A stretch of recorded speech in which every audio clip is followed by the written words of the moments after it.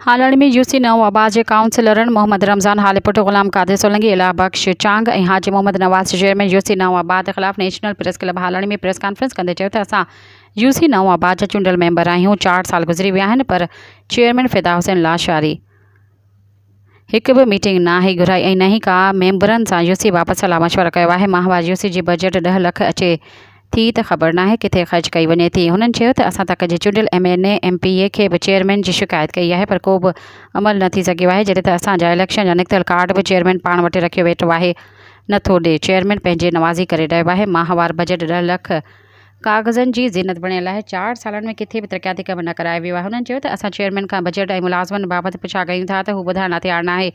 UC जी मोहल्ला हालीपोटा मोहल्ला सोलंकी ऐं डुबर मोहल्ला स्टेशन रोड समेत गंदगी थी वई आहे। नालियुनि जी सफ़ाई बि नाहे थी। हुननि वज़ीर बल्दियात ऐं कमिश्नर शहीद बेनज़ीराबाद मेन बस वारनि खां मुतालबो कयो त यूसी नव आबाद जे चेयरमैन ख़िलाफ़ क़ानूनी कार्रवाई करे असां सां इंसाफ़ कयो वञे। ॿिए पासे नव आबाद जे चेयरमैन फिदा हुसैन लाशारी पंहिंजो मौक़िफ़ ॾींदे चयो त मूंखे चेयरमैन थिए 4 महीना थिया आहिनि। मां मेंबर मोहम्मद रमज़ान हालीपोट खे पाणी जी निकाला पाइप ॾिना आहिनि। थोरे अरसे में काफ़ी ॻोठनि में कम कराया आहिनि। यूसी में 5 मुलाज़िम रखियल आहिनि। मेंबर मूं मथां इल्ज़ाम ग़लति हणी रहिया आहिनि। सब्सक्राइब कयो अवामी न्यूज़ HD खे ऐं ताज़ा तरीन ख़बरुनि लाइ ॾिसंदा रहो अवामी न्यूज़ HD।